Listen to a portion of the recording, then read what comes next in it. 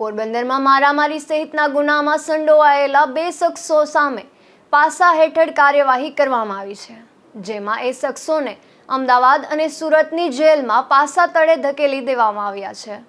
પોરબંદરના શાયા નવાપરા વિસ્તારમાં વાછરા દાદાના મંદિરની સામે રહેતા હર્ષલ હેમંતભાઈ શાહ તથા શાયા નવાપરા વિસ્તારમાં પેરા હનુમાનજીના મંદિરની સામેની ગલીમાં રહેતા હેમાંગભાઈ યોગેશભાઈ સોલંકી વિરુદ્ધ પોરબંદરના ઉદ્યોગનગર પોલીસ સ્ટેશનમાં મારામારી સહિતની જુદી જુદી કલમો હેઠળ ગુનો નોંધાયો હતો, જે બાબતે ઉદ્યોગનગર પોલીસ સ્ટેશનમાં પીએસઆઈએ પાસા દરખાસ્ત તૈયાર કરી જિલ્લા મેજિસ્ટ્રેટ તરફ મોકલી હતી.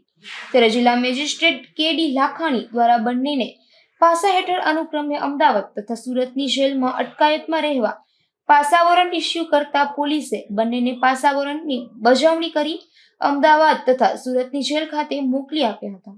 નિપુલ પોપટ, ગુજરાત ન્યૂઝ, પોરબંદર.